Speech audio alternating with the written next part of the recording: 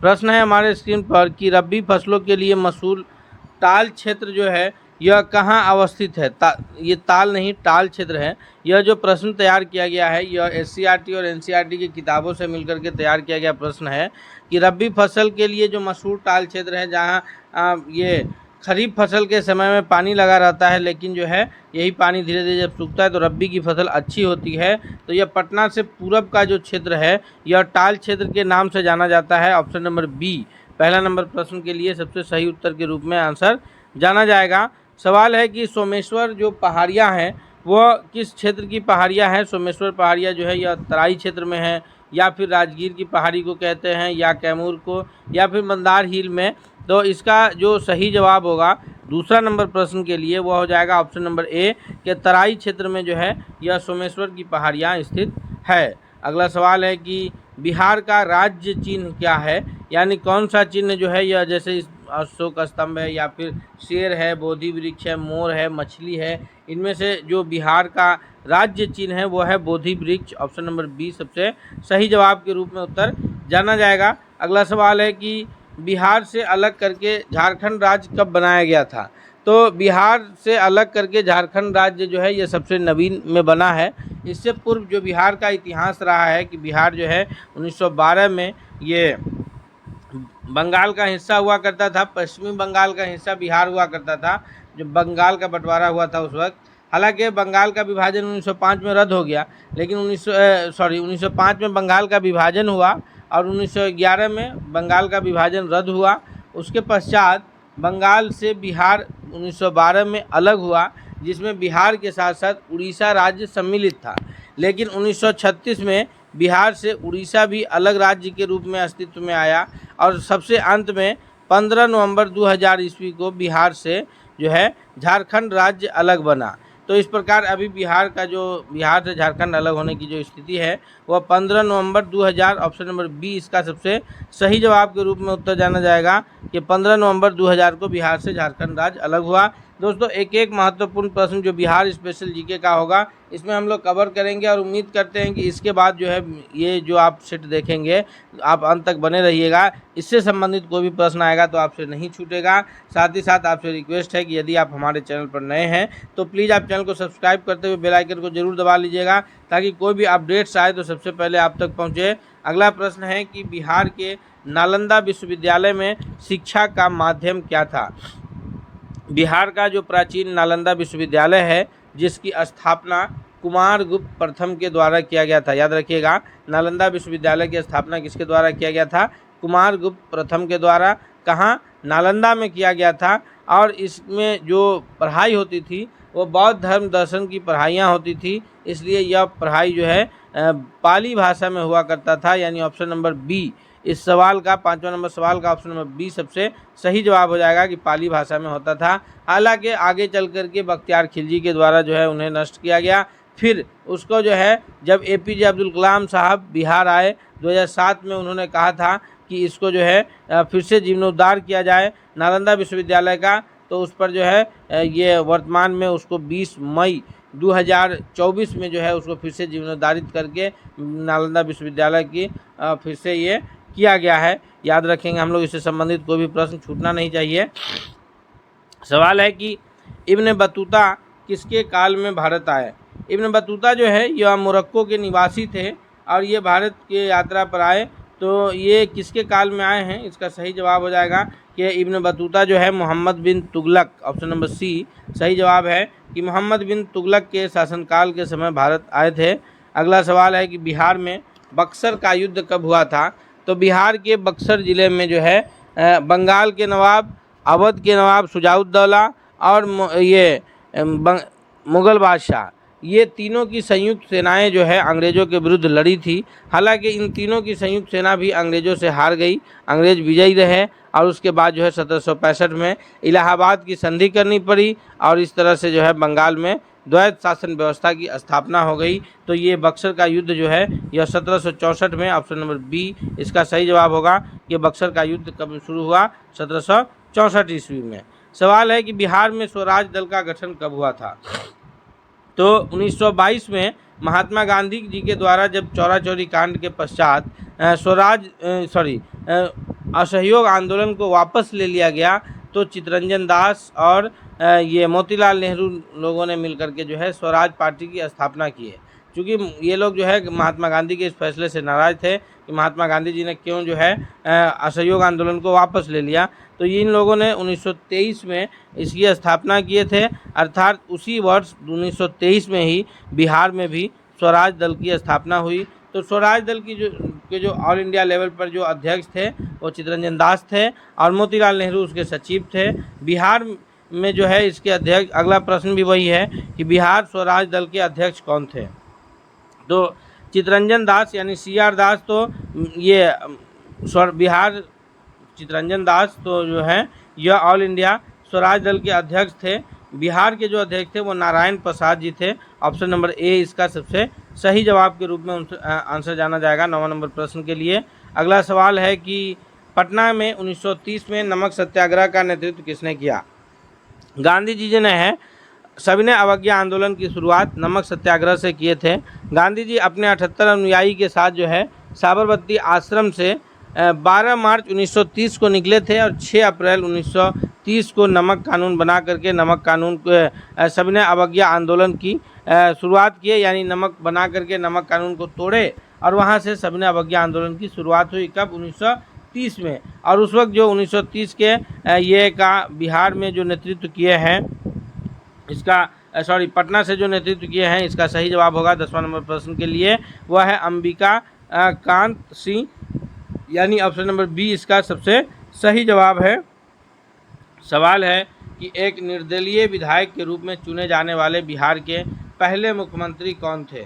यानी कि वो किसी भी दल से नहीं थे, क्योंकि हमारे यहाँ जो शासन व्यवस्था है यह दलीय शासन व्यवस्था है कि एक दल को अगर आधे से अधिक सीट यानी बहुमत मिल रही है तो वो अपना मुख्यमंत्री बनाते हैं। अगर नहीं मिल रही है तो एक या एक से अधिक दल मिल करके आपस में गठबंधन बनाते हैं और फिर वो अपने गठबंधन से एक जो है विधायक दल के नेता चुनते हैं जो मुख्यमंत्री के रूप में कार्य करते हैं। लेकिन एक निर्दलीय चुने गए विधायक को मुख्यमंत्री बनने का जो अवसर प्राप्त हुआ है बिहार में, वो पहले मुख्यमंत्री के रूप में जो है Mahamaya Prasad Sinha option number D जाने जाएंगे। ये निर्दलीय विधायक निर्वाचित हुए थे और बिहार के मुख्यमंत्री भी बने। सवाल है कि पटना नगर निगम की स्थापना कब हुई थी। 1952, 61, 76, 77। तो इसका सही जवाब होगा कि यह 1952 में पटना नगर निगम की स्थापना हुई। वर्तमान में अभी पटना नगर जो है या पटना जिला कहिए बिहार का सर्वाधिक जनसंख्या वाला जिला पटना है। तो याद रखेंगे हम लोग, एक ही महानगर है पटना बिहार में। अगले सवाल की ओर बढ़ते हैं हम लोग। सवाल है कि गंडक नदी घाटी परियोजना किस देश के सहयोग से वाल्मीकि नगर के पास शुरू हुई है। तो गंडक नदी घाटी परियोजना जो है यह वाल्मीकि नगर के पास हुई है। बिहार और उत्तर प्रदेश की यह प्रमुख मुख्य परियोजना है वाल्मीकि नगर के पास। लेकिन इसका जो शुरुआत है ये 1959 में भारत नेपाल समझौता के पश्चात जो है शुरू हुई और इससे जो है नेपाल को भी बेनिफिट्स है। तो यह नेपाल के सहयोग से वाल्मीकि नगर के पास शुरू हुई। ऑप्शन नंबर डी इस 13वां नंबर प्रश्न का सबसे सही जवाब है। अगला है कि बिहार की सबसे महत्वपूर्ण नदी कौन सी है। दामोदर, महानंदा, गंडक और गंगा। तो हम सभी जानते हैं कि बिहार की जो सबसे प्रमुख नदी आ जाएगी वह गंगा नदी होगी। यह गंगा जो है पवित्रता के हिसाब से भी सबसे पवित्र नदी के रूप में जानी जाएगी और गंगा के किनारे जो है पटना शहर बसा हुआ है। गंगा बिहार को पूरे 2 हिस्सों में विभाजित करता है, उत्तरी और दक्षिणी बिहार के रूप में जो है गंगा बिहार को 2 हिस्सों में विभाजित करता है। ये चौसा के निकट जो है उत्तर प्रदेश से बिहार में प्रवेश करती है और बहते हुए जो है ये गंगा फिर आगे बंगाल में चली जाती है। अगले प्रश्न की ओर बढ़ते हैं हम लोग। नेक्स्ट क्वेश्चन है कि बिहार के बरौनी में जो एकमात्र बिहार में तेल शोधक कारखाना स्थित है, इसके लगाने के लिए किस देश ने सहायता किए थे। तो बिहार के बरौनी में जो बिहार का एकमात्र तेल शोधक कारखाना है यह किस देश के सहयोग से लगा है। तो सही उत्तर के रूप में जाना जाएगा सोवियत संघ अर्थात रूस। तो सोवियत संघ रूस को ही कहा जाता है। ऑप्शन नंबर बी इसका सबसे सही जवाब के रूप में उत्तर जाना जाएगा कि सोवियत संघ के सहयोग से जो है बिहार के बरौनी में तेल शोधक कारखाना स्थापित किया गया है। बिहार में परमान डॉल्फिन अभयारण्य किस जिले में स्थित है। तो बिहार में जो परमान डॉल्फिन अभयारण्य है यह बिहार के किस जिले में स्थित है। तो यह बिहार के अररिया ज़िले में स्थित है, यानी यह सीमांचल के क्षेत्र में स्थित है। अगला प्रश्न है कि बिहार में देव का सूर्य मंदिर या सूर्य मंदिर कहाँ स्थित है। तो बिहार में जो सूर्य मंदिर स्थित है, देव का सूर्य मंदिर, यह औरंगाबाद ज़िले में स्थित है। अर्थात इसका सही उत्तर ऑप्शन नंबर बी के रूप में, सबसे सही उत्तर के रूप में आंसर जाना जाएगा। नेक्स्ट प्रश्न है कि बिहार में पूरन देवी का मंदिर कहाँ स्थित है। तो जैसा कि नाम से ही स्पष्ट है, पूरन देवी का जो मंदिर है बिहार में, यह बिहार के पूर्णिया जिले यानी ऑप्शन नंबर ए, 18वां नंबर प्रश्न के लिए ऑप्शन नंबर ए सही उत्तर के रूप में आंसर जाना जाएगा कि पूर्णिया जिले में पूरन देवी का मंदिर स्थित है। नेक्स्ट है कि बिहार में सर्वाधिक महत्वपूर्ण तिलहन कौन सा है, यानी जिससे तेल की प्राप्ति होती है, जो फसल बिहार में उगाई जाती है उसमें राई और सरसों का खेती सबसे अधिक होता है। तिल का खेती बिहार में होता है, लेकिन तिलहन की दृष्टि से तिल का उतना उपज नहीं हो पाता है जितना उपज बिहार में तिलहन के लिए यानी तेल निकालने के लिए जो फसल उगाए जाते हैं वो राई सरसों का सबसे अधिक खेती होता है। ऑप्शन नंबर ए इसका सबसे सही जवाब के रूप में उत्तर जाना जाएगा। अगला प्रश्न है कि बिहार में सर्वाधिक अनुसूचित जनजातियों की संख्या किन जिलों में है। तो बिहार में जो सबसे अधिक अनुसूचित जनजाति की जो जिला है, जहां सबसे अधिक अनुसूचित जनजाति यानी एसटी शेड्यूल्ड ट्राइबल्स के जो सबसे अधिक आबादी है वह है कटिहार, पूर्णिया, बांका और जमुई, यानी ऑप्शन नंबर बी इसका सबसे सही जवाब होगा। दोस्तों एक एक महत्वपूर्ण प्रश्न बिहार का हम इसमें कवर कर रहे हैं। हम आपसे रिक्वेस्ट करते हैं कि यदि आप हमारे चैनल पर नए हैं तो प्लीज़ आप चैनल को ज़रूर सब्सक्राइब कर लीजिएगा। साथ ही साथ अगर आप हमसे पहले प्रश्नों के उत्तर कर पा रहे हैं तो वो भी आप बताइए, और आप वीडियो के अंत में कमेंट करके बताइएगा कि आपको वीडियो कितना पसंद आया। अगले प्रश्न की ओर बढ़ते हैं। प्रश्न है कि बिहार में अकबरी मस्जिद कहाँ स्थित है, यानी बिहार के किस ज़िले में अकबरी मस्जिद स्थित है। तो इसका सही उत्तर के रूप में जो है यह बिहार के जो जगह है यह मनेर में जो है अकबरी मस्जिद स्थित है। अगले प्रश्न की ओर बढ़ते हैं। सवाल है कि बिहार के पटना में जो दूरदर्शन केंद्र की स्थापना हुई यह कब हुई थी। बिहार के पटना में दूरदर्शन केंद्र की स्थापना इस 22वां नंबर प्रश्न के लिए जो सही उत्तर है वह है ऑप्शन नंबर सी के 1980 में पटना में दूरदर्शन केंद्र की स्थापना हुई थी। नेक्स्ट सवाल है कि बिहार में कौन सी योजना सामाजिक सुरक्षा को सुनिश्चित करती है। तो इसमें है सामाजिक सुरक्षा पेंशन योजना जो कि सही है, असंगठित श्रम दुर्घटना अनुदान योजना ये भी सही है, बंधुआ श्रम पहचान की और पुनर्वास योजना यह भी सही है। अर्थात ये तीनों जो योजनाएं हैं बिहार सरकार की, यह तीनों सामाजिक सुरक्षा को सुनिश्चित करने के लिए जानी जाने वाली योजना है। ऑप्शन नंबर डी इसका 23वां नंबर प्रश्न का सबसे सही उत्तर के रूप में आंसर जाना जाएगा। नेक्स्ट सवाल है कि किस वर्ष जयप्रकाश रोजगार गारंटी योजना की शुरुआत बिहार में किया गया था, 2000, 2002, 4 या फिर 6 में।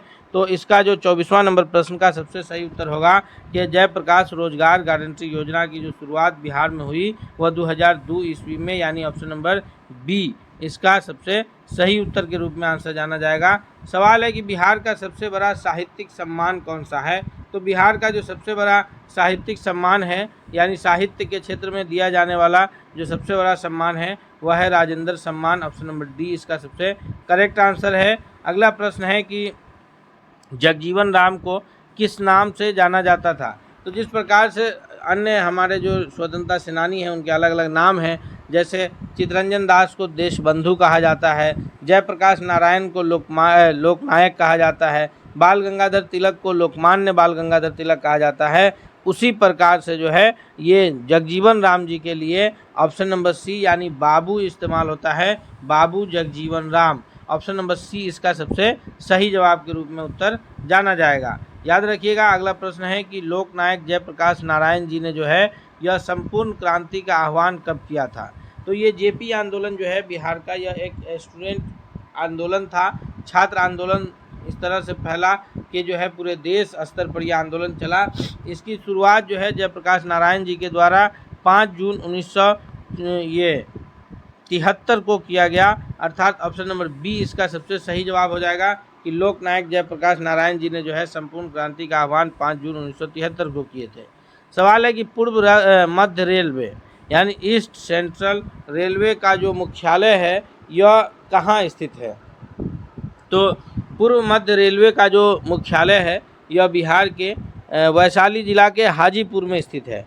तो हाजीपुर जो है जिला मुख्यालय है वैशाली जिला का, तो जिला के नाम आए तो वैशाली हो जाएगा और जगह का नाम आए तो वो हाजीपुर में जो है पूर्व मध्य रेलवे का मुख्यालय स्थित है। नेक्स्ट प्रश्न है कि पूर्व से पश्चिम तक बिहार की जो अधिकतम लंबाई है वह कितनी किलोमीटर है। तो बिहार की जो अधिकतम लंबाई है पूर्व से पश्चिम तक, इसकी जो कुल सही उत्तर के रूप में आंसर जाना जाएगा वह हो जाएगा कि 483 किलोमीटर, यानी ऑप्शन नंबर डी 29वां नंबर प्रश्न के लिए क्या हो जाएगा 483 किलोमीटर, ऑप्शन नंबर डी सबसे सही जवाब हो गया। अगला प्रश्न है कि 1912 में भारतीय राष्ट्रीय कांग्रेस का अधिवेशन बिहार में कहाँ हुआ था। तो दोस्तों यह जो अधिवेशन है भारतीय राष्ट्रीय कांग्रेस का, यह बिहार में भारतीय राष्ट्रीय कांग्रेस का प्रथम अधिवेशन है, यानी 28 दिसंबर 1885 ईस्वी को, कब 28 दिसंबर 1885 को मुंबई में जो भारतीय राष्ट्रीय कांग्रेस की स्थापना एओ ह्यूम और प्रथम अध्यक्ष WC बनर्जी यानी व्योमेश चंद्र बनर्जी के द्वारा हुआ। उसके पश्चात जो है फिर कलकत्ता, मद्रास, दिल्ली, इस तरह से हर जगहों पर जो है प्रत्येक वर्ष साल में एक बार जो है भारतीय राष्ट्रीय कांग्रेस के अधिवेशन होता था। होते होते जो है बिहार में यह पहला अधिवेशन था जो भारतीय राष्ट्रीय का कुल का 27वां था, यानी भारतीय राष्ट्रीय कांग्रेस का इससे पहले 6 अधिवेशन हो चुका था। यह बिहार में पहला और पूरे ऑल इंडिया लेवल पर यह 27वां अधिवेशन था जो 1912 में पटना में, याद रखिएगा 12 से बांकीपुर पटना में हुआ था। ऑप्शन नंबर बी इसका सबसे सही जवाब के रूप में उत्तर जाना जाएगा 30वां नंबर प्रश्न के लिए। अगला सवाल है कि बिहार में गर्म पानी का कुंड कहाँ स्थित है। तो गर्म पानी के बहुत सारे कुंड जो है सीता कुंड, मखदूम कुंड और भी अन्य भी बहुत सारे कुंड जो है यह बिहार के राजगीर में स्थित है, जो कि बिहार शरीफ जिला में राजगीर है। यहीं जो है बिहार का ये नेचर सफारी में ग्लास ब्रिज स्थित है और बिहार के राजगीर में जो है यह जू सफारी स्थित है। याद रखेंगे हम लोग। अगले प्रश्न की ओर बढ़ते हैं। सवाल है कि बिहार में 2011 के जनगणना के अनुसार किस जिले में सर्वाधिक जनसंख्या है। तो इससे पहले भी हम लोग इस प्रश्न को आपको बताए थे कि जो बिहार में सर्वाधिक जनसंख्या है यह 2011 की जनगणना के अनुसार बिहार के पटना जिले में है, यानी ऑप्शन नंबर बी इसका सबसे सही जवाब के रूप में उत्तर जाना जाएगा। अगला सवाल है कि बिहार का कौन सा पक्षी अभयारण्य उत्तर भारत का सबसे बड़ा अभयारण्य है। तो यह है, क्योंकि पक्षी अभयारण्य की बात हो रही है पशु की नहीं, तो पक्षी अभयारण्य में जो है कुशेश्वर स्थान जो है यह मुख्य रूप से जाना जाता है, जो कि बिहार राज्य के दरभंगा जिले में स्थित है। ऑप्शन नंबर सी इसका सबसे सही जवाब है। सवाल है कि पटना में शहीद स्मारक क्यों बनाया गया था। यह भगत सिंह के याद में या फिर 7 बलिदानियों के याद में जिन्होंने सचिवालय पर तिरंगा फहराते हुए बलिदान दिया था, या बाबू वीर कुंवर सिंह के याद में। तो इनमें से जो सबसे सही जवाब है वो है ऑप्शन नंबर बी के 7 बलिदानियों के याद में जो है यहाँ शहीद स्मारक बनाया गया है। वही 7 बलिदानी जिन्होंने सचिवालय पर तिरंगा झंडा फहराते हुए अपना बलिदान दिया था। दोस्तों अभी आप अंत तक बने रहिएगा, जो भी प्रश्न कराएंगे वो परीक्षा की दृष्टि से बहुत ही अधिक महत्वपूर्ण होगा। इसलिए आपसे रिक्वेस्ट है कि यदि अब तक आप चैनल पर नए हैं तो सब्सक्राइब कर लीजिए और बेल आइकन को प्रेस कर लीजिए ताकि कोई भी अपडेट्स आए तो आप तक पहुंचे। और वीडियो पसंद आ रहा है तो दोस्तों के बीच ज़रूर शेयर कीजिएगा और वीडियो को लाइक करना नहीं भूलिएगा। सवाल है कि सागर नाट्य परिषद बिहार के किस ज़िले में है। सागर नाट्य परिषद जो है यह बिहार के भागलपुर, मधुबनी, पटना, गया, इनमें से किस ज़िले में स्थित है। तो सही जवाब जो है ऑप्शन नंबर ए भागलपुर ज़िले में स्थित है। अगले प्रश्न की ओर बढ़ते हैं। सवाल है कि बिहार शब्द किससे उत्पन्न हुआ है। तो हमारा राज्य जो बिहार है इसकी उत्पत्ति, बिहार का अर्थ होता है, विहार से बना बिहार है। विहार का अर्थ होता है कि ठहरने की जगह, विहार उसको कहते हैं। जो ठहरने की जगह है विहार के नाम से जाना जाता है और इसी से बिहार की उत्पत्ति हुई है। और ये बिहार जो है यह बौद्ध मठ के लिए लिया जाता है, यानी 36 का ऑप्शन नंबर ए सबसे सही जवाब के रूप में उत्तर जाना जाएगा। सवाल है कि बिहार का सबसे गर्म क्षेत्र कौन सा है। तो बिहार का जो सबसे गर्म क्षेत्र के रूप में जाना जाता है वो बिहार का गया जिला जाना जाता है, यानी ऑप्शन नंबर डी इस 37वां नंबर प्रश्न का सबसे सही उत्तर है। अगला सवाल है कि बिहार के किस स्थान पर से पूरा पाषाण युग के अवशेष मिले हैं। तो जहाँ से पूरा पाषाण युग के अवशेष मिले हैं वह है मुंगेर जिला। ऑप्शन नंबर बी इसका सबसे सही जवाब है। नेक्स्ट प्रश्न है कि 1922 में भारतीय राष्ट्रीय कांग्रेस का गया में अधिवेशन हुआ, इसकी अध्यक्षता कौन किए थे? तो 1922 में जो 12 में भारतीय राष्ट्रीय कांग्रेस का पहला अधिवेशन हुआ था, उसके 10 साल के बाद बिहार में दूसरा अधिवेशन जो है 1922 में हुआ भारतीय राष्ट्रीय कांग्रेस का, और इसकी अध्यक्षता जो है वो चित्तरंजन दास जी किए थे। और ये कुल भारतीय राष्ट्रीय आंदोलन का, चूँकि 1912 वाला 27वां था, तो यह 37वां हो जाएगा, यानी ऑप्शन नंबर बी सही जवाब होगा कि CR दास यानी चित्तरंजन दास के द्वारा 1922 में भारतीय राष्ट्रीय कांग्रेस की अधिवेशन बिहार की अध्यक्षता की गई थी। सवाल है कि नेपाल में गंडक नदी को किस नाम से जाना जाता है? तो नेपाल में गंडक नदी को जो है वो सप्त गंडकी के नाम से जानते हैं। ऑप्शन नंबर बी इसका सही जवाब होगा। दोस्तों, हम लोग 40 महत्वपूर्ण प्रश्नों को अभी इसमें कवर किए हैं, जो कि परीक्षा की दृष्टि से बहुत लाभकारी है।